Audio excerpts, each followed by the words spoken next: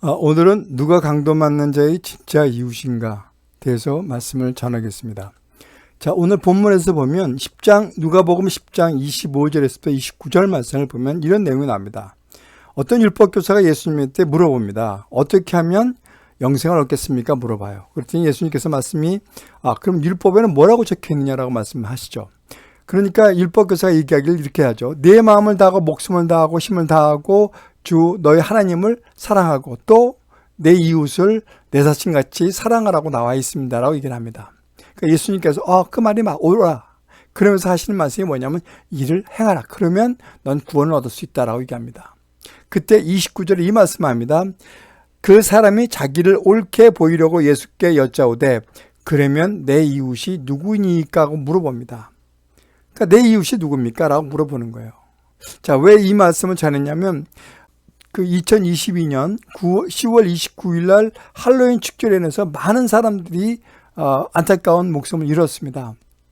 정말 안타까운 사건이 발생한 거죠. 결국은 158명의 인명이 사망한 사건이었고요. 외국인도 거기에 26명이나 껴있다고 얘기하고 있습니다. 근데 오늘 본문 말씀처럼 위급하고 안타까운 상황에 처한 사람들이 도려왔던 사마리아 사람들이 많이 있었습니다.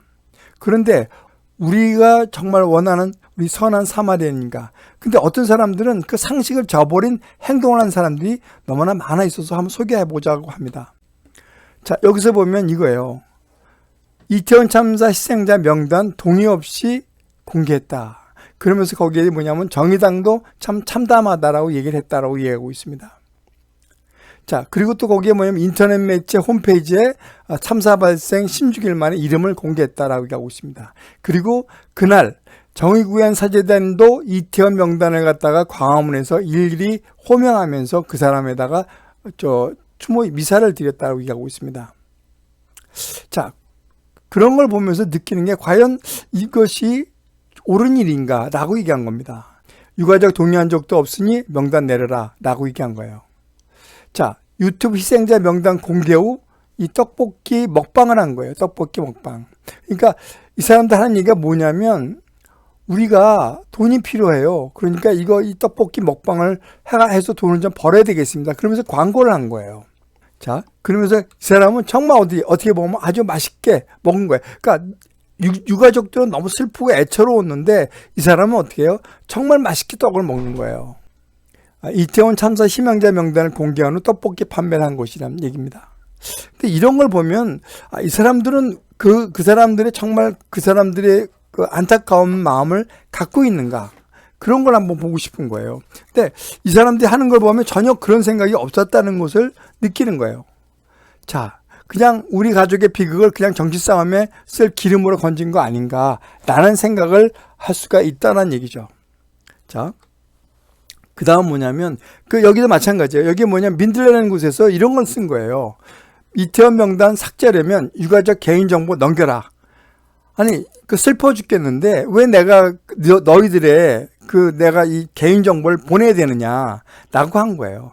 근데 여기 이런 내용이 나와요. 자, 동생분 언론에 인터뷰 좀 해주세요라고 한 거예요. 동생분, 그러니까 죽은 언니를 위해서. 그러면서 이모님 부부 꼭 설득시켜 주세요. 큰 울림을 줄 겁니다라고 한 거예요. 그랬더니 사촌 동생인 것 같아요. 사촌 언니든지 이렇게 얘기가 나오겠죠. 이모부 두 분 다 싫다고 했다니까요. 희생자 가족이 귀엽고 싫다는데 닌 병 같아요. 그러니까 잘못됐다라고 얘기를 하는 거예요. 계정 잠가 놓겠습니다라고 됐단 말이에요. 근데 잠시만요. 그럼 거기에 가족분 연락처라도 좀 주십시오라고 얘기한 거예요. 자, 유가족이 싫어하는데 왜 이런 얘기를 해야 될까? 왜 자기네들의 어떤 그런 것이 가장 중요한 걸까? 자기들의 생각이나 목적이 중요한 걸까? 라는 생각을 좀 하게 되는 그런 경우가 있었어요. 자, 또 하나에 보면 카다로 신부가 대통령 전용기 추락하는 그런 기도문을 넣은 거예요. 그래서 뭐냐면, 비나이다 귀차 결함으로 비행기 추락하게끔 해달라고 기도를 한 거예요. 성공의 신부와 천주교 신부가 이런 걸 했어요. 이게 과연 옳은 것인가, 이것이. 그러니까 비난 댓글에 대해서 반사하면서 뭐냐면 내가 하는 행동이 옳다라고 생각하고 얘기한 거예요. 또 마찬가지 여기에요. 여기서 보면 대통령 부부에게 저주를 퍼온 성직자 김규돈 신부하고 이 사람은 교권 면직이 됐어요. 그러니까 이거 아예 이제 그 사제직을 할 수가 없는 거죠. 징계 가운데 최고 수위라고 얘기를 합니다. 여기 가톨릭의 박주환 신부는 정직이에요, 정직. 그러니까 언젠간 정직이 풀어지면 다시 신부를 할 수 있는 것으로 같다는 얘기죠. 자. 근데 이제 뭐냐면 이 박주환 신부를 갖다가 정직당한 박주환 신부를 갖다가 이렇게 옹호한 또 신부가 또 계셨어요. 그래서 이럴 때 이렇게 정직을 내놓는 것은 교회가 그 사람을 내팽겨친 거다. 그리고 숙청당한 기분이 들지 않겠느냐. 그냥 이 신부는 그냥 극단적 패러디한 건데 왜 그걸 갖다가 이렇게 그렇게 말이 많으냐고 뭐 용서해 줄 수도 있는 거 아니라고 얘기한 거예요. 그러면서 하는 얘기가 바른 말 하는데 정직이라니 라며 어느 사제가 교회를 믿고 목숨을 바칠까? 천혜는 교회에서 무슨 애정을 느낄까라고 교구의 결정을 비판했다는 얘기예요.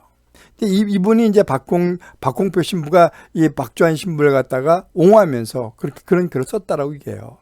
자, 이런 걸 하면서 정말 너무 암담한 생각이 드는 거예요. 진보단체 윤퇴진 집회에 중고생 참여 동료 논란이라는 게 되어 있어요. 그러면서 중고등 보러 오라는 얘기예요. 그러면서 하는 얘기가 뭐냐면 또 하면 봉사점수 주겠다. 그러니까 이렇게 나오면 전교조하고 얘기를 해서 봉사점수 주겠다 이런 건데 이게 아마 그 거짓으로 들려놨다라고 얘기를 하는데요. 근데 이 사람이 누구냐면 이 사람은 통합진보당 거기에 상임대표 그 통진당 청소년 비대위원 출신이라고 얘기를 해요. 그러면서 하는 얘기가 그 드레스 코드는 뭐 교복을 입고 가라라고 얘기를 한 거예요. 자, 또 나온 거 보면 이거예요. 자, 윤석열 정권 우리 중고생의 힘으로 심판합시다. 준비물은 교복 드레스 코드다라고 한 거예요. 그래갖고 여기에 이거는 18일 나왔는데 19일 날 이게 전부 다 중고등생 한 250명이 참석을 했다고 얘기를 해요. 근데 이전에 뭐냐면 이전에 1차에는 뭐냐면 저 11월 5일 날은 4시까지 모여갖고 중고등학생 촛불 집회 이렇게 해갖고서 나오라고 얘기한 거예요. 이런 행동이 과연 옳은 것인가 라는 생각이 중고등학생 공부를 해야 될 중고등학생한테 왜 이런 짐을 지우냐. 그리고 이게 뭐냐면 그 나라를 갖다가 망치는 길 아닌가요? 뭐 전 개인적인 생각에 그런 생각이 듭니다. 그러니까 뭐 개인적인 생기니까 다른 이 사람들하고 좀 틀리겠지만 근데 이걸 보면서 어떤 생각이 들었냐면요. 이 생각한 거예요. 저도 이제 그 심리학을 전공을 했습니다만 제가 얘기하는 것보다는 요새 TV에서 핫하게 나오시는 분이 있어요. 그 인지심리학자 김경일 교수가 TVN에서 강의한 내용을 제가 정리해 갖고 이 사람들의 심리 상태가 어떤 건가 좀 제가 한번 그 정리를 해봤습니다. 자, 근데 이런 걸 하는 거야. 첫 번째 얘기한 게 뭐냐면 사람 성격이 바꿀 수 있느냐, 성격이 바뀌느냐. 또 이렇게 얘기를 해요. 여러분 어떻게 생각하세요? 성격을 바꾼다고 생각하세요? 권사님이나 집사님한테 물어보면 성격은 바뀝니다라고 얘기를 하는 거예요. 마찬가지예요. 이분도 예를 든 게 뭐냐면 김경일 교수 이렇게 예를 들었어요. 자, 내가 옛날에는 내성적이었는데 직장 다니다 보니까 내가 말도 많이 들었고 그다음에 그 대화도 주도하게 되고 그다음에 사람들하고도 참 말을 잘하게 됐는데 그러면 내가 성격이 바뀐 거 아닙니까? 라고 얘기를 한 거예요. 근데 이 김경일 교수는 이런 얘기를 하죠. 자, 그것은 성격이 바뀐 게 아니라 어떤 그런 그 사회적 매너, 능력 그런 게 바뀐 겁니다라고 얘기한 거예요. 그게 향상된 거라고 얘기를 하는 거예요. 그러니까 매너, 예의범절, 뭐 경청하는 능력 그런 것이 향상된 것이라고 얘기를 하고 있어요. 많은 심리학자들이 이런 얘기를 하죠. 그 IQ와 성격을 보통 기질이라고 얘기하는데 저는 개인적으로 그 성격과 기질은 좀 달리 보고 있거든요. 그러니까 이렇게 얘기해요. 기질이라고 얘기하는, 그러니까 김경일 교수 얘기하는 것은 이런 얘기를 하죠.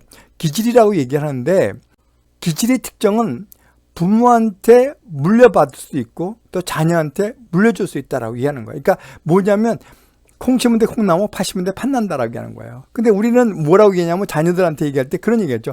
야, 너는 머리가 그 모양이냐? 그리고 너는 어떻게 성질머리가 왜 그따위야? 라고 얘기하는데 그건 뭐예요? 자기가 누워서 자기 얼굴에 침 뱉기란 얘기죠. 왜 자기 거를 물려준 게 누구예요? 자녀란 얘기죠. 자, 여기서 한번 보겠습니다. 사이코패스와 소시오패스는 지갑이 뭐가 되는지 따라 구애를 받지 않는다. 그게 무슨 얘기냐? 이 지갑을 잃어버렸어요. 근데 지갑을 잃어버렸는데 여기는 이제 카드하고 돈만 있고 여기는 기부증서가 있었어요.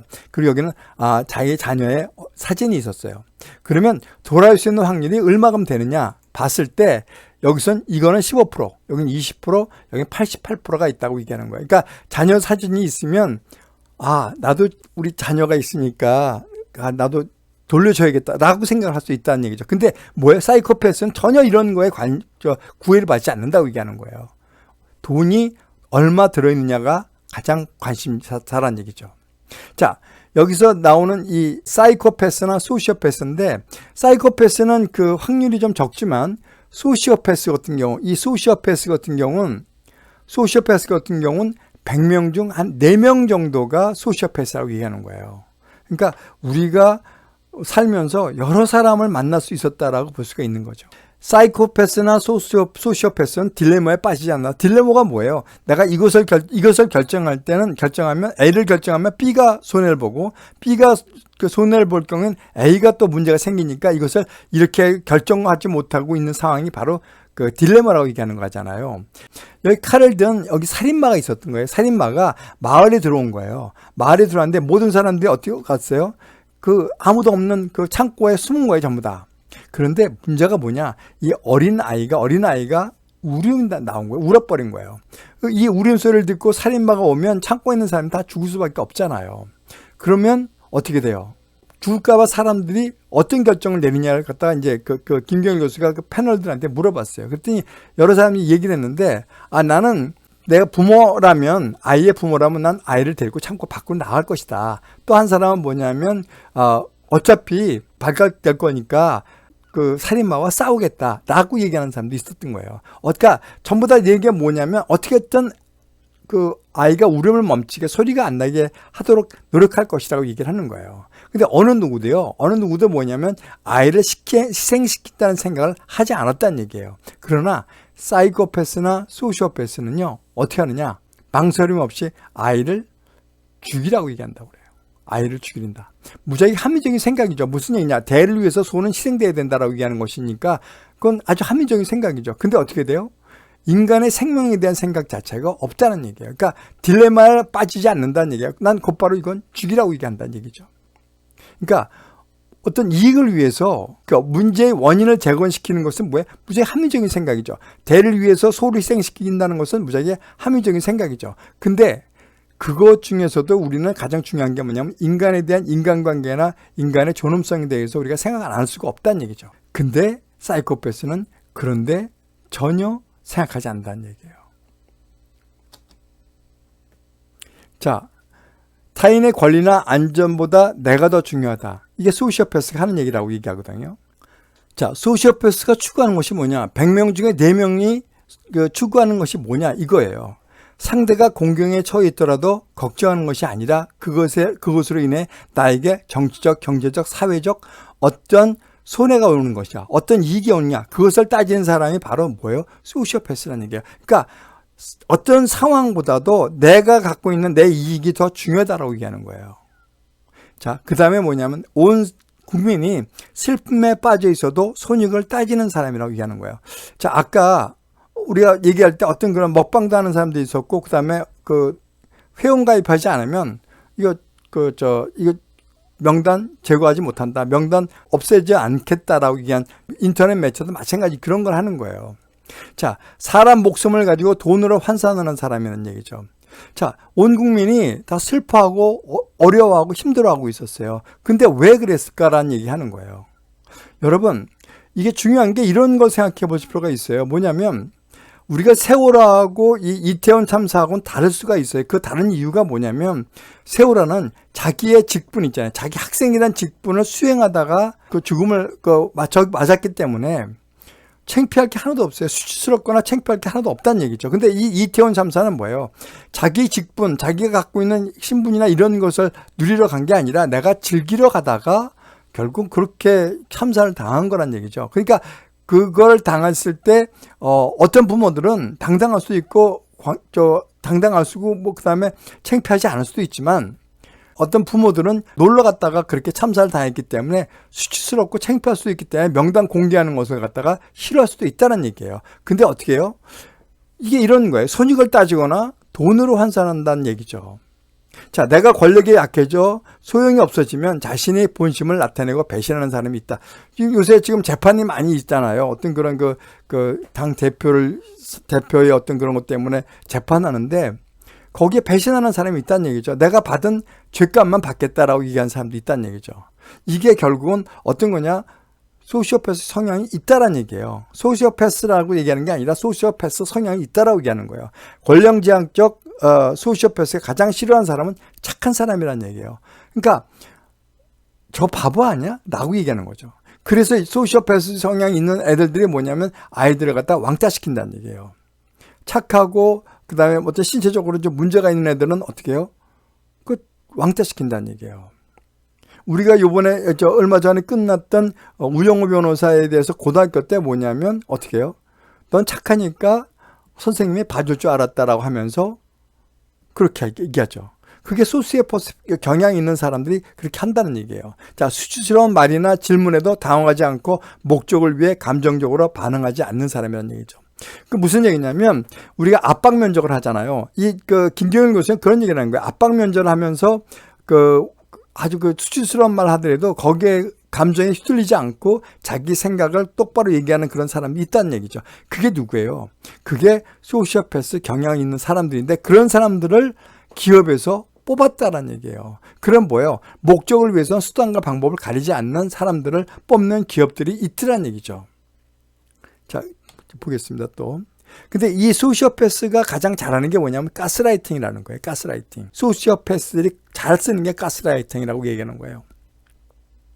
자, 가스라이팅이 4단계가 있는데 가장 밀접한 단계가 뭐냐면 밀접한 관계를 형성한다고 얘기하는 거예요. 가정, 학교, 군대, 직장, 종교, 연인 사이에서 가장 많이 일어나는데 이 연인 사이에서는 데이트 폭력으로 가는 경우가 많죠. 어떤 때까지는 뭐 살인으로 가는 경우도 많이 있었고요. 종교 집단도 마찬가지입니다. 또 직장 내에 따돌림, 군대에서도 따돌림 마찬가지, 학교에서 왕따 같은 것들, 이 가정에서는 마찬가지예요. 자녀를 아주 그냥 가스라이팅 하는 경우도 많았고요. 그 다음에 종교기관에서는 교회 교육 부목사가 학생들을 갖다가 가스라이팅 해갖고 성관계를 맺은 그런 경우가 많았었죠. 그래갖고 뉴스까지 나왔던 경우가 있었어요. 자, 그 다음에 나온 게 뭐냐면 기억을 왜곡한다. 그래서 실수를 할 경우 과거 실수까지 들춰내서 낙인을 찍어갖고 자존감을 잃게 만드는 그런 사람이라고 얘기하는 거예요. 그러니까 자존감을 잃게 만들면 이 사람은 여기까지는 뭐랄까요? 저항을 할 수가 있는 단계가 되죠. 근데 심리적으로 완전히 고립시키는 미니마이징 시대가 오면, 미니마이징이 되면 어떻게 해요? 여기서부터는 이제 저항 같은 걸 할 수가 없는 단계가 된다는 얘기죠. 미니마이징이 뭐예요? 그냥 최소화시켜버리는 거예요. 아주 별 볼일 없는 사람으로 만들어버리는 거예요. 자, 주위에 다른 사람을 못 만나게 하고 심리적으로 고립시켜서 저항을 못하게 하는 미니마이징 그런 상황을 간다는 얘기예요. 자, 그 다음에 네 번째 단계가 뭐냐면 무시한다는 얘기예요. 그러니까 마치 옆에 있는 물건처럼 대한다는 얘기죠. 그러니까 사람을 대하지 않고 물건처럼 대한다는 얘기예요. 그래서 개무시해버려서 인간 이어로 대접을 한다라고 얘기하고 있어요. 자, 그건 무슨 내용들이냐? 다른 게 아니에요. 전혀 무시하다 보면 이 사람이 고립되죠. 아무도 없는 거예요. 심리적으로 고립됐으니까 누구한테 상담할 수 있고 누구하고 얘기할 수 있는 사람이 없어진다는 얘기예요. 그러다 보면 어떻게 해요? 그러다 보면 그 사람이 외롭고 오로지 이 가스라이팅, 소시오패스한테만 의지하고 있는데 그 사람이 상대를 안 해주니까 어떻게 해요? 그냥 그 사람만 바라보고 있는 거죠. 해바라기처럼. 그럴 때 불렀으면 그 사람한테 완전 올인해갖고 그 사람한테 모든 말을 갖다 다 들을 수 있는 그런 사람은 바뀌어진다는 얘기예요. 그러니까 이 사람하고는 어떻게 해요? 합리적이나 이성적인 대화는 불가능하다. 이런 사람은 뭐야? 논리로 얘기할 필요가 하지는 못한다. 그리고 관계를 개선하고자 한다는 것도 정말 불가능하고 맞서 싸운다는 것을 피하라. 뭐야? 무조건 피하는 수밖에 없다라고 얘기하는 거예요. 악인에게 끌리는 사람, 그 사람은 뭐예요? 외로운 사람이란 얘기죠. 외로운 사람. 어린 시절에 외로움을 강하게 경험했거나 그 기간이 길었던 사람은 악인에게 끌린다. 자기한테 좀 관심을 보여주거나 이런 사람한테는 뭐예요? 그냥 올인한다는 얘기예요.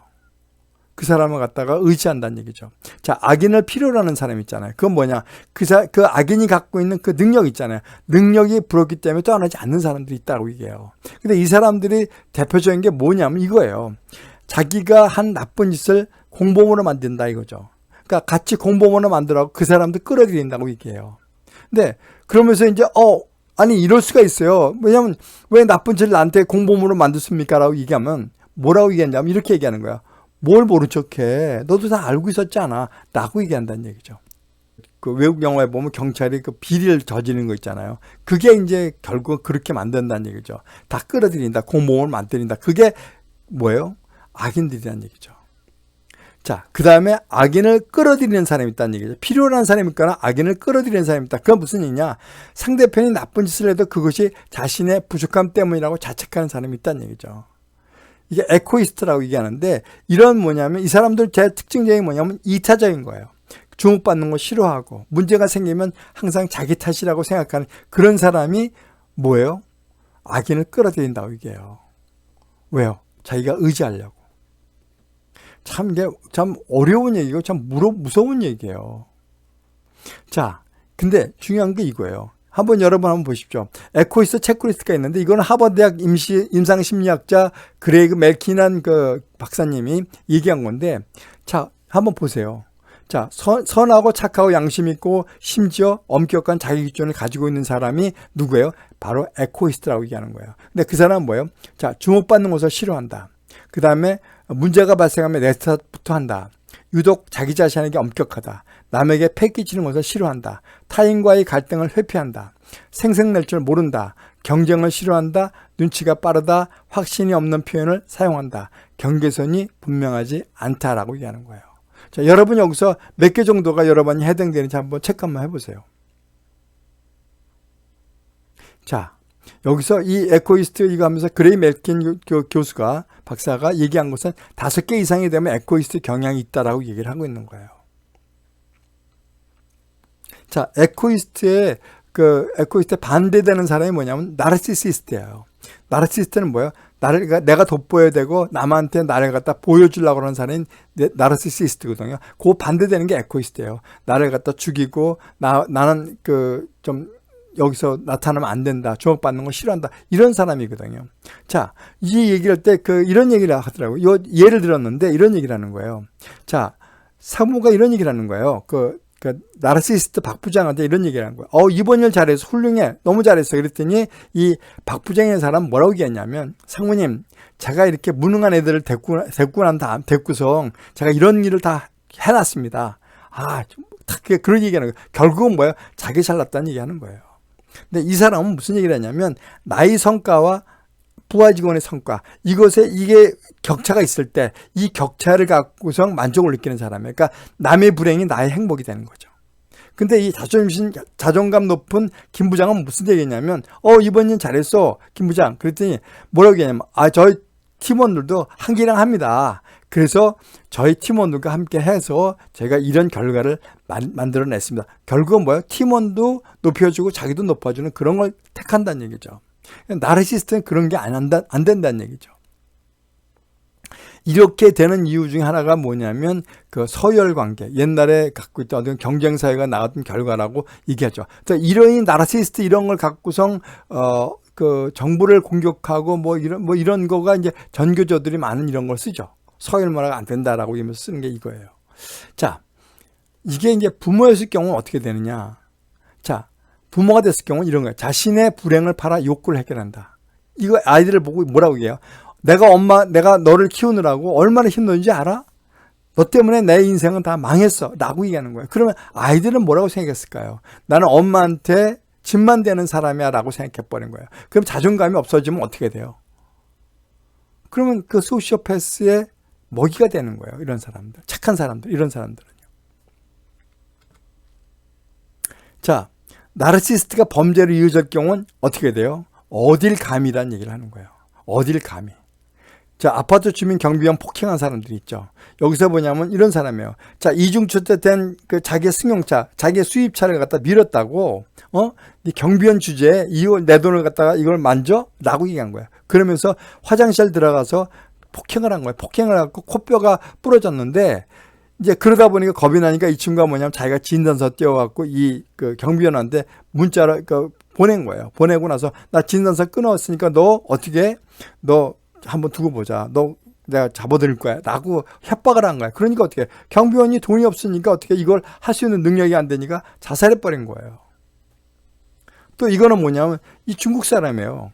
이 중국 사람이 참 문제가 있는 거죠. 그죠? 중국 사람이 한국에 와갖고 아파트 살면서 다른 사람은 차 타고 이제 들어간 거예요.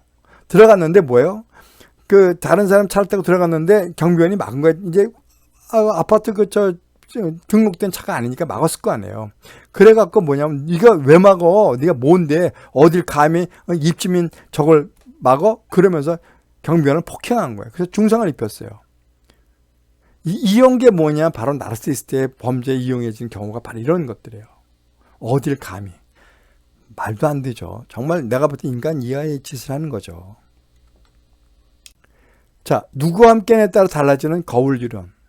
자, 내가 직접 행동하지 않더라도요. 타인의 행동을 보는 것만 해도 거울처럼 반응하는 신경이 있다는 얘기예요. 그러니까 뭐예요? 남편이 하는 걸 갖다가 아내가 쫓아올 수 있다는 얘기예요. 뭐냐? 상대에게 자신의 열등한 모습이 보이기 시작한다는 얘기예요. 그래서 뭐예요? 그걸 쫓아갈 수 있는 것이 된다는 얘기예요. 자, 무슨 얘기냐면 친구가 와서 매번 듣기 싫은 얘기만 하면 내내도 부정적인 사람이 되어버린다는 얘기예요. 직접 경험한 것처럼 반응한다는 얘기죠. 그러니까 결국 기가 빨려 들어가는 것처럼 느낀다는 얘기죠. 그러니까 뇌는 엄청난 스트레스를 받는다는 얘기예요. 뇌가. 그러면서 어떻게 해요? 자, 친구의 행불행에 대해서 얘기하는 것도 좋지 않다. 왜냐하면 자꾸 나쁜 얘기만 한다는 얘기죠. 사람들은 아무 목적 없이 시시껄렁한 얘기를 해야지만 그 안에 뇌가 쉴 수 있는 그런 리프레시할 수 있는 그런 기능이 있다고 얘기하는 거예요. 근데 그런 거지 않고 맨날 스트레스만 받는 그런 얘기만 들으면 어떻게 돼요? 뇌는 스트레스 받는다는 얘기예요. 그러니까 에너지 뱀파이어와 같은 그런 사람이 된다는 얘기죠. 에너지 뱀파이어. 그러니까 에너지를 갖다 끌어가는 사람이에요. 참 여러분 보면 정말 사람을 잘 만나야겠다는 생각을 안 하세요? 그런 생각 저는 이걸 하면서 이걸 만들면서 그런 생각이 많이 들었어요. 악인들로부터 나를 지키려면 어떻게 해야 되냐? 사소한 습관을 만들어야 된다. 그래서 그러니까 나쁜 사람, 그러니까 정말 상대하기 싫은 사람, 그런 사람은 뭐냐면 번호를 저장하지 말아라 라고 얘기하는 거예요. 그래서 그냥 나쁜 놈이라는 그런 제목으로도 만들지 말아라. 그러면서 무슨 얘기냐면 이렇게 얘기하는 거예요. 김경일 교수는 이런 얘기를 하더라고요. 전화를 걸었는데 누구세요? 야, 나 누구야? 뭐 누구요? 뭐 이렇게 몇 번씩만 하면 이 친구는 이용해 먹을 수가 없구나. 이 친구는 나를 싫어하는구나. 그걸 알고선 상대를 안 한다고 하는 거예요. 그 다음에 가깝고 친한 사람이 나를 구한다는 생각을 버리라는 얘기죠. 왜? 악인은 예를 들어서 바이러스라고 얘기하는 거예요. 바이러스. 자, 느슨하면서도 다양한 관계를 가지고 있는 사람이 행복한 사람이며 회복도 빠르다. 회복도 빠른 것은 회복 탄력성이라고 얘기하는 거죠. 우리가 어떠한 문제가 생겼을 때 그것이 회복되는 그 속도가 빠른 사람이 무슨 얘기냐? 다양한 관계를 맺는 사람들. 그러니까 한 사람만 만나는 사람이 있으면 그 사람이 없어지면 이 사람은 스트레스가 쌓여가고 그 사람은 다시 쫓아갈 수밖에 없다라고 얘기하는 거예요. 그리고 집착하게 되고. 그런 거죠. 근데 다양하게 만나다 보면 이 사람이 없더라도 다른 사람 만나면 되고 뭐 이렇게 하라는 얘기죠. 다양성이 적은 사람은 악인이 나에게 다가올 확률이 높다라는 얘기예요. 악인이 나에게 다가올 확률이 높다. 문화, 취미, 예술, 레저, 업무 등 다양한 활동을 좀 해봐라. 그 다음에 친하다 안 친하다 이분법적 사고를 좀 없애는 게 좋다. 라고 얘기하는 거예요. 회색지대가 있어도 됐다. 괜찮다. 이 사람 뭐 덜 친하고 안 친하고가 아니라 이럴 수 있을 수도 있다. 이 사람은 이 사람 만날 수도 있다. 라고 좀 이렇게 폭을 좀 넓히라고 얘기하는 거예요. 자, 소시오패스가 가장 좋아하는 먹잇감은 뭐냐? 자, 아까도 얘기했죠. 에코이스트. 자, 능력이 있고 열심히 살고 착하지만 나 스스로에게 엄격한 사람이죠. 에고이스트라고 보는 거예요. 일만 하는 사람은 위험하다. 왜? 일 외에 취미나 레저 활동을 왜냐면 일을 하다 보면 내가 상승을 못 가면 나로 인해서 내가 스트레스 받는 거예요. 그러면 어떻게 해요? 다른 걸 했을 때 내가 잘하는 게 있잖아요. 취미 활동했을 때 내가 능숙해지는 어떤 그런 게 있을 때 스스로 나를 위해서 감탄할 수 있는 그런 기회를 줘야 된다. 근데 그런 기회가 없을 때는 어떻게 해요? 일만 한 사람은 나는 무능한 사람이라고 생각할 수가 있다라고 해요. 그러면 소시오패스한테 가장 좋아하는 먹잇감이 될 수 있다라고 얘기하고 있어요. 여러분, 아까 처음에 얘기했던 그런 내용들 있죠. 아까 내가 봤던 이태원 참사로 인해서 여러 가지 하는 것들, 먹방, 그 다음에 명단 공개, 그 다음에 저 죽었으면 좋겠습니다라고 얘기하는 이런 것들, 이런 성직자들을 보면서 이거하고 한번 비교해 보면 우리가 많은 깨달음이 있을 거라고 생각이 드는 거예요. 저는 이런 생각을 하는 거예요. 제가 항상 얘기했던 것이 뭐냐면 우리 인생을 좌우하는 것은 이 뿌리다라고 얘기하는 거예요. 내가 얼마큼 클 수 있느냐는 것은 결국은 이 뿌리가 결정을 한다라고 얘기하는 거예요. 그것이 뭐예요? 기질, 담즙질, 다혈질, 점액질, 그 다음에 우울질, 이런 것들이 기질을 갖고 부모가 태어난다. 부모로 또 태어난다고 얘기하는 거예요. 근데 저는 성격이 형성되는 것은 아까 IQ와 성격을 갖다 기질로 얘기했지만 저는 그렇게 생각하지 않고요. 저는 성격은 이 기질을 갖고 내 부모, 내 가정에 있는 환경에 의해서 자라났을 때 그것이 성격이 형성된다고 얘기하는 거예요. 그러니까 예를 들어서 애착관계도 있고 여러 가지 부모의 애착관계, 그런 것들이 결국은 성격을 만드는 그런 모티브가 된다. 그래서 인간관계에 나타나는 표면적인 태도, 한 개인을 잘 나타내는 특성이라고 얘기하는 거예요. 그러니까 이 땅, 이 환경이 무지하게 중요하다는 것을 볼 수 있는 거예요. 그 다음에 나오는 게 뭐냐면 이 나무를 크게 만드는 것은 뭐냐? 결국은 뭐냐? 성품이라는 거예요. 그건 뭐냐? 훈련돼서 다듬어지는 것들, 종교로서 아니면 공부로서, 그 다음에 지식으로서, 배움으로써 바뀌어질 수 있는 것이 바로 뭐냐면 성품이라는 얘기예요. 이것들은 이거 갖고 있는 성격은 바뀌지 않습니다. 그렇지만 성품은 뭐냐면 아까 얘기했듯이 어떤 환경이 바뀜으로 인해서 보는 관점이 바뀔 수 있다라고 보는 거죠. 훈련할 수 있는 다듬어진 성질, 그 다음에 성령을 통해 변화된 성품, 이런 것들이란 얘기죠. 이걸 기본으로 해서 우리가 갖고 있는 게 가치관을 갖고 있죠. 가치관은 뭐예요? 신념, 태도, 습관적인 성격이에요. 난 돈을 우상으로 여긴다. 나 돈 없으면 안 된다. 내 행복은 돈이다 라고 생각하는 건 어떻게? 돈을 줄 수밖에 없죠. 근데 우리가 성령을 따지는, 우리 주님을 구주로 영접하는 이유가 뭐냐면 주님과의 그런 관계에서 내가 갖고 있는 행복을 느꼈기 때문에 가질 수 있는 거예요. 그게 바로 성령이라는 얘기죠. 그로 인해서 나올 수 있는 것이 이 9가지 성령의 열매라는 거예요. 9가지 성령의 열매. 그거예요. 자, 그거 가장 중요한 게 보면 이거죠. 우리가 무엇이 우리를 변하게 하는가? 이 환경이라는 얘기죠. 그것은 뭐냐면 성경에서 이런 얘기가 나오죠. 마태복음 13장에서 보면 뭐가 있어요? 길가, 돌짝밭, 그 다음에 가시덤불, 이런 게 나오죠. 옥토가 나오죠. 그게 바로 여기서 나오는 게 바로 이 땅이에요. 땅. 자, 13장 3절에 보면 예수께서 비유로 여러 가지를 그들에게 말씀하여 이르시되 씨를 뿌리는 자가 뿌리러 나가서 뿌릴새 더러는 길가에 떨어지면 새들이 와서 먹어버렸다 라고 얘기하는 거예요. 그러면 여러분 이 땅, 이 길가에 있는 아스팔트, 이건 뭘까요? 우리 선입견이에요. 선입견과 편견, 전통, 경험, 아집, 이런 것들이에요. 이게 뭘까? 이건 가정에서 나올 수 있다는 얘기예요. 이 아직 같은 건 뭐예요? 배우는 게 부모한테 배우고 다 그런 거예요. 아까 거울 이론이라고 얘기했잖아요. 이런 것들이 바로 여기서 나타난다는 얘기예요. 근데 이것을 없앨 수 있는 방법은 뭐예요? 결국 성령의 물로 부는 수밖에 없어요. 그래갖고 흙이 옅어지고 물러졌을 때 나올 수 있는 게 그거란 얘기죠. 자, 그 다음에 나온 게 5절에서 보면 더러는 흙이 얕은 돌밭에 떨어짐에 흙이 깊지 아니하므로 곧 싹이 나오나 해가 돋은 후에 타서 뿌리가 없으므로 말랐고라고 되어 있는 거야. 뿌리가 내리다 보면 돌이 있다 보니까 뚫고 나가지를 못하는 거예요. 그러니까 처음에는 다 이렇게 나왔다가 어떻게 해요? 조금 있다가 보면 이게 말라갖고 죽어버린다는 얘기죠. 해가 돋은 후 타서 뿌리가 없어진다. 이건 뭐예요? 돌은 뭐예요? 마음속에 있는 분노와 상처라는 얘기죠. 결국은 어디서 나냐? 마음속에 있는 분노와 상처가 어디서 나타나냐? 결국은 유년기 시절 때 가정에서 나오는 것들, 그런 것들이에요. 학교에서 같은 것, 그런 내용이 분노와 상처들이 바로 이 나무를 풍성하게 하지 못하는 이유 중에 하나가 바로 여기란 얘기예요. 그 다음에 7절에 보면 더러는 가시떨기 위에 떨어짐에 가시가 자라서 기운을 막았고, 이게 잘 됐더라도 어떤 거예요? 이런 유혹 같은 게 있잖아요. 세상의 유혹이나 쾌락, 염려, 재물, 학벌, 이런 것들이 이 나무에 자라는 것을 막아버린다는 얘기예요. 다른 잡초가 원래 심은 어떤 것보다 더 잘 자라잖아요. 영양분을 더 빨아가고요. 바로 그런 내용들이에요. 그로 인해서 세상 유혹이나 쾌락으로 인해서 어떻게 돼요? 나무가 자랄 수가 없다라고 얘기하는 거예요. 자, 그러면 저 8절에 보면 더러는 좋은 땅에 떨어짐에 어떤 것은 100배, 어떤 것은 60배, 어떤 것은 30배 결실을 하였느니라. 귀 있는 자는 들으라 하시니라고 되어 있어요. 자, 이 옥토가 이 환경이 좋으면 엮이는 가정이 아니라 숨기는 가정과 그 다음에 좋은 교육 환경, 신앙 이런 거로 인해서 좋은 땅과 환경을 갖고 있으면 이렇게 풍성한 나무가 얻을 수 있다. 이게 뭐냐면 아까 얘기했잖아요. 이 뿌리가 처음에 있는 것 뿌리를 갖다가 키울 수 있는 것은 성품이라고 얘기했잖아요. 그런 게 뭐냐면 이런 환경들이 만들어짐으로 인해서 내가 발전하고 30배, 60배, 100배의 결실을 얻을 수 있다는 것을 말씀하고 계시는 거예요. 자, 그러면 우리가 여러분 생각할 때 성경은 어떻다고 생각하세요? 성경은 옳다고 생각하세요? 성경은 틀린 게 있다라고 생각하십니까? 자, 그걸 한 그 예화가 이거예요. 무슨 얘기냐면 성주가 자기 그 하인한테 이런 얘기를 한 거예요.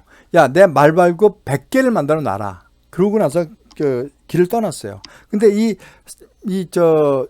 그 하인이 대장간에 가갖고 이 100개를 만들어 주십시오라고 얘기한 거예요. 근데 대장간이 가서 대장장이가 어떻게 만들었냐면 이거 처음에 있는 것을 이걸 그대로 보고서 다시 만들고 한 게 아니라 자기가 만든 걸 갖다가 보고 또 다른 걸 보고 그러니까 계속 자기가 만든 걸 보고서 어떻게 해요? 100개를 만든 거예요. 그러니까 가서 딱 봐서 보니까 와서 찾으러 가서 보니까 몇 개만 만들고 다른 게 맞지를 않는 거예요. 그러니까 결국 이런 거예요. 이것이 변질돼 버린 거예요. 그러니까 어떻게 해요? 이게 뭐냐? 바로 이것이 타락이에요.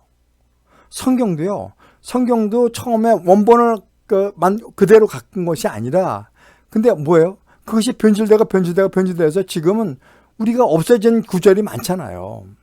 그나마 킹 제임스 버전 그 성경이 가장 변질되지 않았다고 얘기한 것이 바로 이런 것들이에요. 자, 타락이라는 것이 뭐예요? 아까 얘기했듯이 원형이 파괴예요. 가장 중요한 게 말씀대로 성경대로 돌아가야 되는 거예요. 근데 우리는 어떻게 해요? 그걸 변형시키고 자기 마음대로 그 해석하고 그렇게 해서 바뀌어지는 거예요. 제가 항상 제가 설교 때 말씀드린 게 뭐냐? 마지막 때 가면 세 개가 가장 중요하다라고 한 게 말씀드렸는데 가장 중요한 게 뭐예요? 성경, 그 다음에 성령, 그 다음에 공동체라고 얘기했어요. 우리가 성경을 제대로 알지 않고 분석하지 않고 해석하지 않으면 우리가 오류를 범할 수 있다라고 얘기하는 거예요. 그 다음에 성령이 꼭 필요하다. 그래야지 우리가 더 큰 나무를 만들 수 있고 성령의 9가지 열매를 얻을 수가 있다. 이 9가지 열매는 성령이 아니면 얻을 수 없는 것이라고 얘기하는 거예요. 그 다음에 나오는 게 뭡니까? 그 다음에 공동체. 내가 누구하고 있는가? 거울 유런처럼 내가 다른 이런 사람과 같이 있었을 경우에 어떻게 돼요? 내가 그 사람처럼 변할 수 있다라고 얘기하는 거예요. 자, 왜 믿음이 변질되는가? 물질에 대한 탐욕, 그 다음에 쾌락, 그런 거로 인해서 봤을 게 없다. 아까 이게 가시떨기 나무나 똑같은 거예요. 그런 거로 인해서 우리가 변질이 올 수밖에 없다라는 겁니다. 자, 그걸 대표적으로 하는 사람이 뭐냐면 18세기에 들어서 뭐예요? 이성의 잣대로 성경을 판단하는 사람이 있었어요. 그게 누구냐? 자유주의 신학자들이라는 얘기죠. 임마누엘 칸트가 가장 중요하고 처음부터 시작한 게 뭐냐면 독일의 순수 이성 비판이라는 책을 써갖고 모든 것을 이성적으로 논리로 보는 게 한 거예요. 이성의 잣대로 성경 말씀을 판단하기 시작하게 된 계기가 된 것이 바로 누구예요? 임마누엘 칸트서부터 시작됐다는 얘기예요. 그 다음에 슐라의 에르마하우가 뭐냐면 이렇게 얘기한 거예요. 현대 신학의 아버지라고 얘기하는데 이 사람이 뭐냐면 자유주의 신학의 시조라고 얘기하는 거예요. 19세기 대이단자로 보는 사람도 있어요.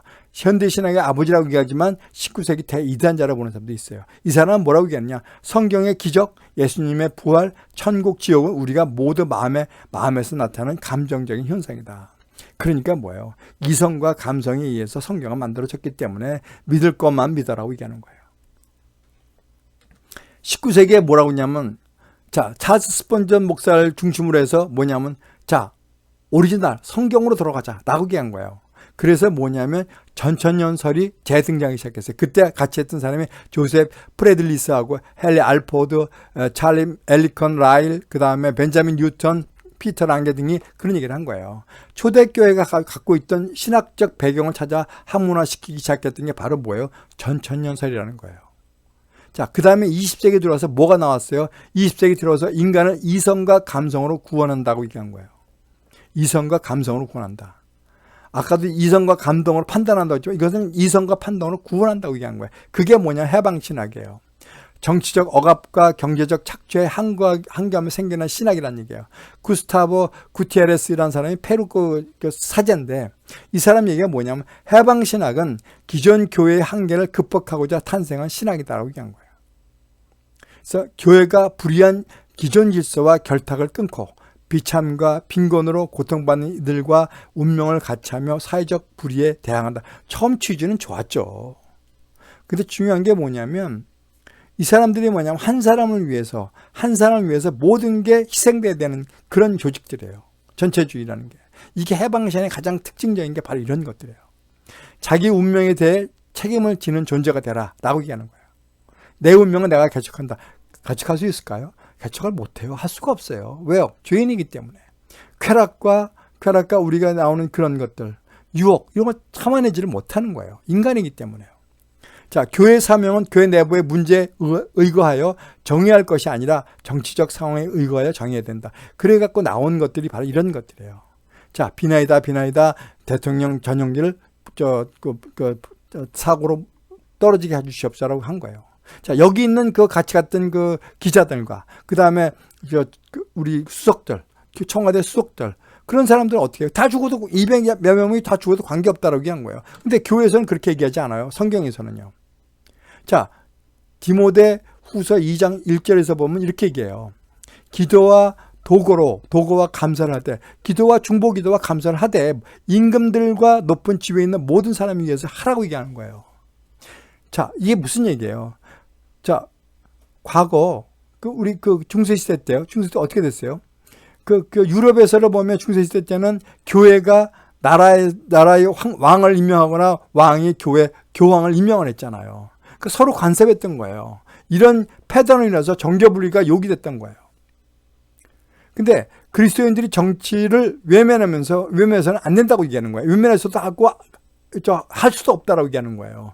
자, 사도 바울이 디모데에게 위정자를 위해서 기도하라 할 때 그때 그 당시 위정자들은 누구예요? 네로 황제, 빌라도 같은 사람들, 로마 감독, 헤롯 안티파스 그런 사람들이 뭐예요?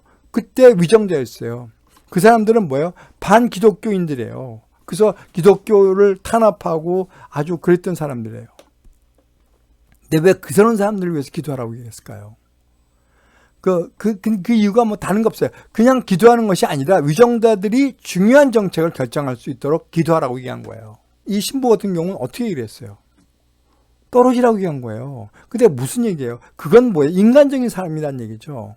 그래서 제가 제목으로서 진짜 강도 맞는 자의 진짜 이웃은 누구냐고 물어봤을 때 인간이 아니란 얘기예요. 인간은 왜 죄인이기 때문에 이것을 결정할 수 있는, 이것을 갖다가 바로잡을 수 있는 능력이 안 된다는 얘기예요. 왜요? 자기 유혹이 있고 쾌락이 있고 자기와 누구와 함께 있냐에 따라서 그 조직의 공동체에 자기가 일원이 되기 위해서는 자기가 나쁜 짓도 할 수 있다라고 얘기하는 거예요. 자, 진짜 현재는 우리가 어떻게 돼요? 전쟁과 우크라이나 전쟁과 그 다음에 중동에서 전운이 나오고 있잖아요. 경제 위기, 정치적 갈등, 이런 이태원 참사 같은 거 이런 게 있잖아요. 그럼 어떻게 돼요? 나라를 위해서 기도해야 되는데 그것이 개인을 위해서 그 사람을 죽인다고 한다는 것은 성경을 잘못 해석하고 있다고 보는 거예요. 자, 이런 말도 박주환 신부는 이런 얘기도 했어요. 경찰분들, 윤석열과 국진당이 그러니까 국민의당이죠. 여러분의 동료를 죽인 것입니다. 여러분들에게 무기고가 있음을 잊지 마십시오. 뭐예요 이게요? 테러하라는 얘기예요. 쿠데타 일으키라는 얘기예요. 이게 말이 되는 얘기예요. 진정한 그리스도인들에게는요. 좌파 우파 이런 게 없어요. 그냥 예수파밖에 없는 거예요. 그렇죠? 때로는 정치적 성향과 이념이 기독교 세계관과 가치관에 맞지 않을 수도 있어요. 자, 우리는요. 정말 뭐냐면 하나님 말씀으로 돌아가야 돼요. 말씀을 신앙의 원리에 세우지 않으면 사상 누각이 될 수밖에 없어요. 자, 말씀을 떠날 때 기독교와 기독교인들이 사회의 빛과 소금이나 평화와 화합과 이런 것들 잃어버리고 마는 거예요. 자, 성경에서 뭐라고 나옵니까? 예레미야 29장 7절에 보면 너희는 내가 사로잡혀 가게 한 그 성읍의 평안을 구하고 그를 위하여 여호와께 기도하라. 이는 그 성읍의 평화만 함으로 평안함으로 너희도 평안할 것임이라고 얘기한 거예요. 성읍의 평안함을 위해서 기도하라고 얘기한 거예요. 자, 이 박전 신부한테 이렇게 이런 답글이 생긴 거예요. 이런 형편없는 사람이 신부라고. 그러니까 반사. 자, 당신만 지옥에 떨어지세요. 그러니까 여기 애매라고 쓰는데 애매한 신자들까지 끌고 지옥으로 이끌지 말고 그랬더니 반사. 사탄 멀리서 찾을 게 없소. 내가 보니 당신이고 사제를 참칭하는 사탄인 것을. 그러니까 반사. 자, 아무리 웃자고 하는 말이라도 정도가 있지 않냐. 너 따위가 사제라는 게 자괴감이 든다.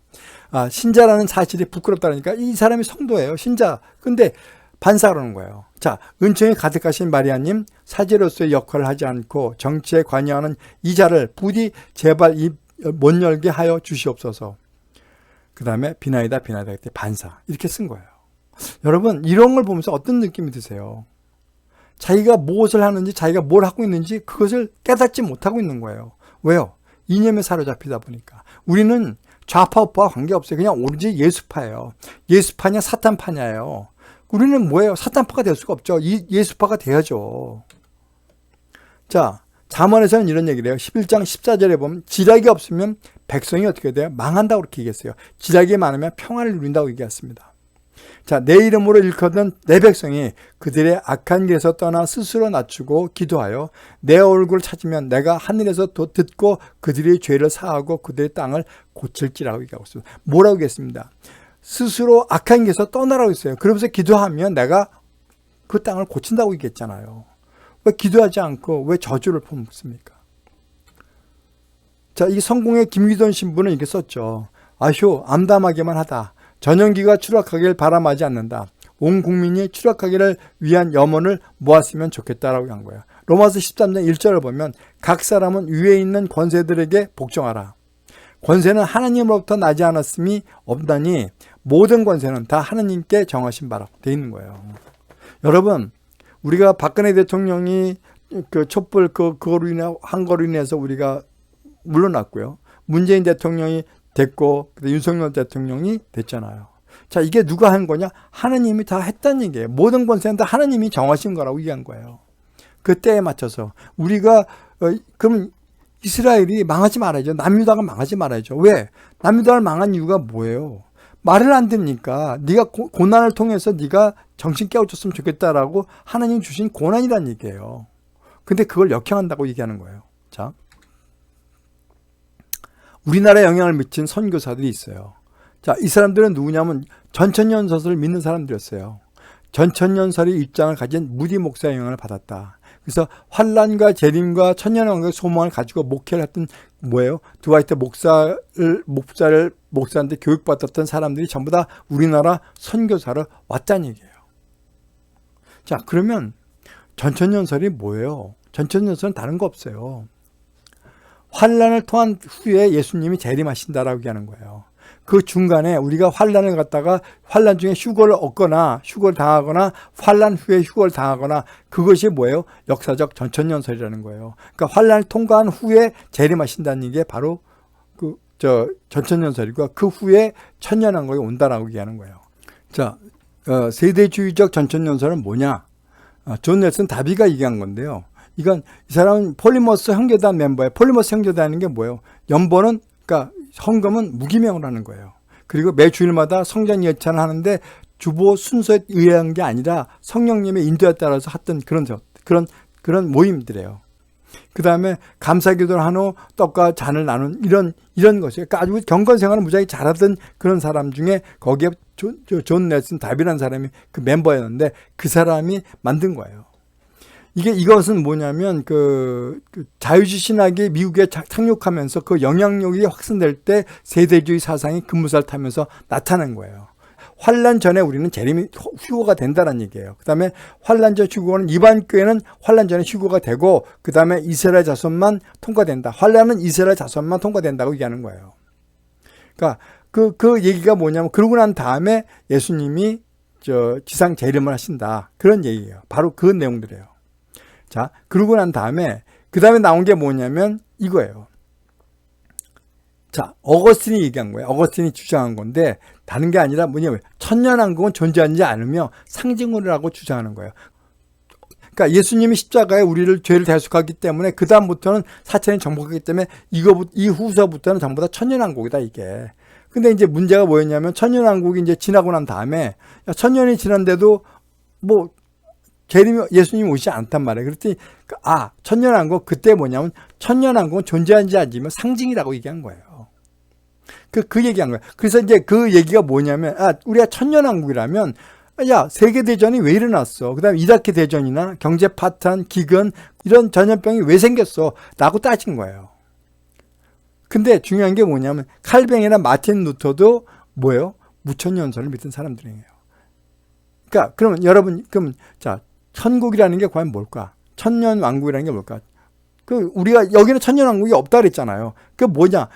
마태복음에서 천년왕국이 36번이 나와요. 그 다음에 디모데 후서 14장 8절에서만 딱 한 번 나와요. 신약성경에서.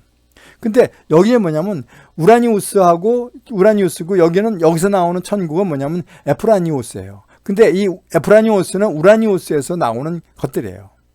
그러니까 원형이 우라니오스죠. 근데 중요한 게 뭐냐면 이 마태복음에서 나올 때 여기서 또 하나 뭐냐면 바실레이아가 나온 거예요. 바실레이아 뭐야? 하늘의 천국, 하늘의 왕국 그렇게 이게 나온 거예요.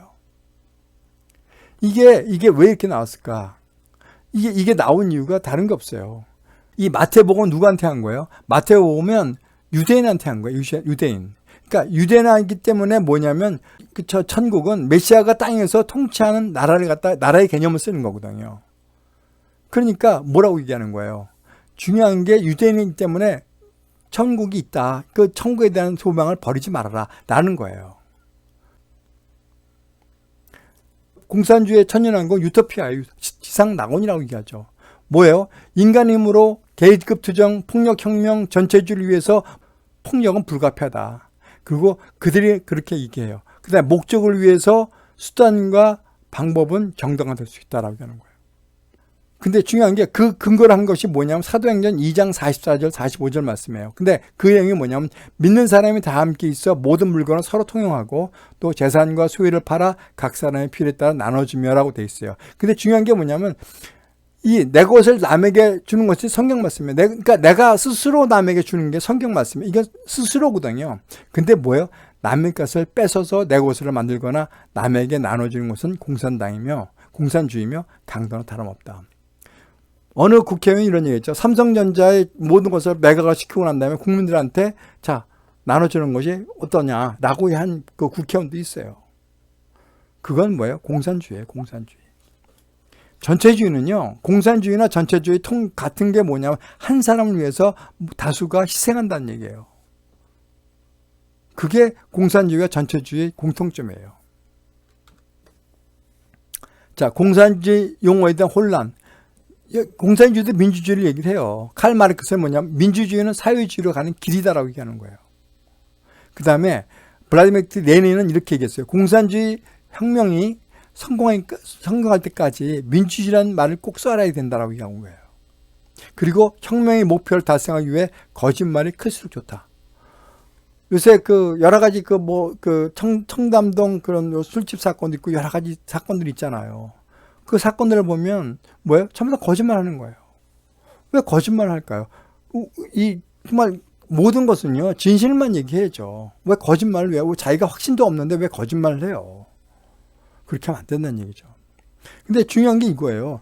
북한도요, 민주주의라고 얘기를 해요. 그죠? 그게 무슨 민주주의냐? 인민민주주의예요. 그 다음에 민중민주주의예요.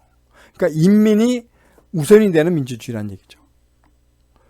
사람이 먼저다. 이것도 마찬가지예요. 인민민주주의의 대표적인 거죠. 이건 다른 거 없어요. 요아킴이라는 사람이 얘기한 건데 후천연설을 주장했죠. 이 사람은 뭐냐면 예수님 없이 교회가 천년 동안 통치를 한다.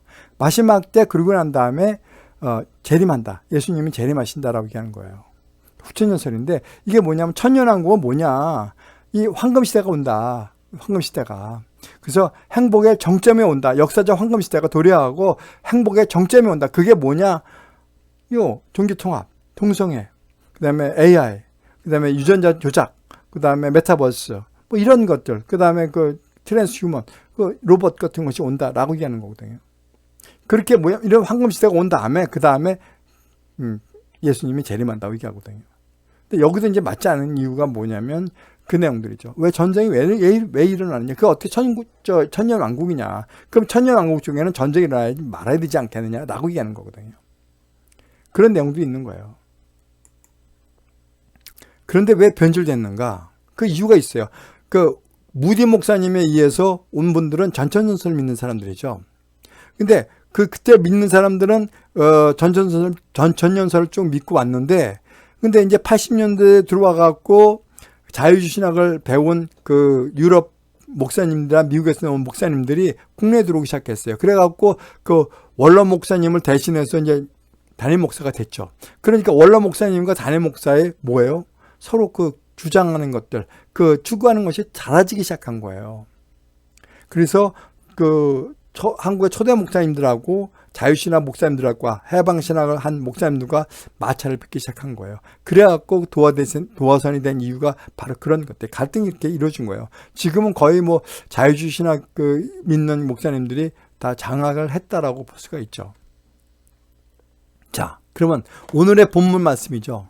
자, 우리의 이웃이 누구냐고 물은 율법교사. 우리 이웃이 누구냐? 10장 25절을 보면, 누가복음 10장 25절을 보면 이렇게 돼 있어요. 어떤 율법교사가 아까도 말씀드렸지만 예수를 시험하여 이르되 내가 무엇을 해 영생을 얻겠습니까? 그랬더니 예수님이 율법에 뭐가 기록되어 있냐? 라고 물어보니까 네, 내 마음을 다하고 목숨을 다하고 힘을 다하고 뜻을 다해서 주 하나님을 사랑하라고 그랬습니다. 그리고 내 이웃을 자신과 같이 사랑하라고, 나와 같이 사랑하라고 얘기했습니다. 그랬더니 맞다 라고 얘기하신 거예요. 그러면 그렇게 해라. 그래야지 네가 그 영생을 얻을 수 있다라고 얘기한 거예요. 이 얘기한 겁니다. 그랬더니 그 사람이 자기를 옳게 보이려고 예수께 여짜오되 그러면 내 이웃이 누구입니까? 여러분, 내 이웃이 누구라고 생각하십니까? 여러분 지금 한번 생각해 보셔야 돼요. 인간이냐? 목사냐? 그럼 누구냐? 좌파냐? 우파냐? 예수파냐? 사탄파냐? 예수님이냐? 한번 여러분 스스로 한번 생각해 보시기 바랍니다. 자, 여러분 누구가 강도받는 자의 진정한 이웃이라고 생각하십니까? 진정한 이웃은 사랑과 긍휼히 여기는 마음을 가지고 조건 없이 베푸는 사람이다. 근데 조건 없이 베푸는 사람이 인간이 그럴까요? 인간이 어느 한도가 지나면 이것을 못하는 경우가 많아요. 그러니까 자비로운 마음을 가지고 있는 사람, 우리가 그 9가지 성품 중에서 자비를 얘기하죠. 그 다음에 양선이라는 건 뭐예요? 그것을 행하는 사람이에요. 자비로운 마음을 가지고 행하는 사람이 바로 누구예요? 9가지 성명 중에서 성령을 갖고 있는 사람이라고 얘기한 거야. 근데 그걸 지속적으로 할 수 있는 사람이 누구야? 예수님밖에 없어요. 자, 요한복음 4장 6절에 보면 뭐라고 말씀이 나오냐면 내가 곧 길이요 진리요 생명이니 나로 말지 않고는 아버지께 올 자가 없다라고 얘기합니다. 그 누구예요? 결국은 우리가 얘기하는 선한 사마리안, 전 진정한 이웃은 누구냐면 예수님밖에 없다라는 얘기예요. 근데 우리가 얘기했던 아까 이제 자유주의 신학자라든가 해방신학자들은 뭐예요? 선한 사마리안이 나라고 얘기하는 거예요. 나라고. 그러니까 목사가 될 수 있고 신부도 될 수 있고 그렇다는 얘기예요. 인간이 할 수 있다라고 얘기하는 거예요. 자, 10장에 보면 10장 30절에 보면 예수께서 대답하여 이르시되 어떤 사람이 예루살렘에서 여리고로 내려가다가 강도를 만남에 그 강도들이 그 옷을 벗기고 때려 거의 죽을 것을 버리고 갔다라고 되어 있습니다. 근데 여기서 예루살렘에서 여리고로 갔다는 얘기죠. 여기도 이거 한번 참 생각해 볼 필요가 있는 거예요. 예루살렘은 뭐예요? 성전이 있고, 그죠? 기도가 있는 곳이고, 여리고는 뭐예요? 그렇지 않다는 얘기죠. 옛날 우리가 그 여호수아가 처음으로 가서 점령한 성이 여리고성이잖아요. 그럼 여리고성이라는 건 뭐예요? 부패가 있었다는 얘기예요. 그러면 왜 성전하고 기도하고 거룩한 곳에서 왜 나왔냐는 얘기죠. 바로 여기가 그런 내용을 얘기하는 거예요. 예루살렘에서 여리고로 내려가다가 됐다는 얘기죠. 오늘 여러분 중요한 게 뭐예요? 근심, 염려, 불안, 초조, 절망, 죄짓고 뭐 병들고 낭패하고 실망하고 이런 것들이요. 그런 것들이에요. 그러니까 뭐예요? 예루살렘을 떠나면 이런 것을 보호해 줄 수가 없다는 얘기예요. 그런 얘기 아닐까요? 자, 그 다음에 보면 이거예요. 자, 마침 한 제사장이 그 길로 내려가다가 그를 보고 피하여 지나가고 또 이와 같이 한 레위인도 그곳에서 이르러 그를 보고 피하여 지나가되 어떤 사마리아 사람은 여행 중 거기 이르러 그를 보고 불쌍히 여겨. 자, 이 사마리아인에 대한 사건에 대해서는 전번에 제가 그 자비에 대해서 얘기했기 때문에 더 이상 얘기는 안 하겠습니다. 자, 그러면 그를 보고 불쌍히 여겨 돼 있다는 얘기죠. 자, 그러면 한번 보겠습니다. 이 제사장은 뭐 하는 사람이에요? 제사장은 율법을 집행하는 사람이에요. 율법을. 그 다음에 레위인은 뭐예요? 교회에 일을 하는 사람이죠. 의식과 형식과 관습에 무지하게 치중한 사람이란 얘기예요. 그 다음에 사마리아는 인간이에요. 인간. 인간인가 아니면 예수님인가. 자, 무슨 얘기예요? 율법을 하는 사람은 뭐예요? 우리가 뭐냐면 율법은 우리가 십계명을 통해서 심판을 받게 할 수가 없대. 위안을 줄 수가 없는 거예요. 뭐가 잘못됐는지 뭐예요? 여러분은 심판하는 사람들이에요. 자, 레위는요, 뭐 아까도 말씀드렸지만 형식이나 의식 이런 걸 집행하는 사람이 되기 때문에 그 다음에 뭐예요? 보고 있지만 내가 할 일이 있기 때문에 나와버린 거예요. 자, 마음의 상처를 싸매주면서 염려, 근심, 불안, 초조, 절망들 다 제거할 수 있는 사람은 뭐예요? 예수님 한 분밖에 없어요. 자, 그러면 여기서 한번 보겠습니다. 자비를 베푼 자는 누구인가? 예수님이에요. 딱 더 이상 뭐 길게 얘기할 것도 없어요. 예수님밖에 없어요. 자, 보면 여기 이렇게 돼 있어요. 가까이 가서 기름과 포도주를 그 상처에 붓고 싸매고 자기 짐승에 태워 주막으로 데리고 가서 돌봐 주니라고 돼 있어요. 자, 여러분. 여기서 중요한 게 이거예요. 자, 야고보서에 보면 이렇게 나와요. 자, 만일 형제나 자매가 헐벗고 일용할 양식 없는데 너희 중에 누구든지 그에게 이르러 평안히 가라, 덥게 하라, 배부르게 하라 하여 그 몸에 쓸 것을 주지 아니하면 무슨 유익이 있겠냐? 말로 하면 무슨 유익이 있겠냐? 그 얘기하는 거예요. 말씀 그렇게 얘기하시는 거야. 이와 같이 행함이 없는 믿음은 그 자체가 죽은 것이다. 그러니까 가장 중요한 게 뭐야? 행해라. 가장 큰 말씀은 그거예요. 그 다음에 기름과 포도주라는 얘기했죠. 여러분, 기름은 뭐예요? 성령의 성령. 우리가 성령에 기름을 붓는다고 그랬죠. 머리에 기름을 붓잖아요. 그 다음에 포도주는 뭐예요? 예수님의 피예요. 예수님의 피는 뭐예요? 구원이라는 얘기예요. 구원. 자, 그러니까 어떻게 해요?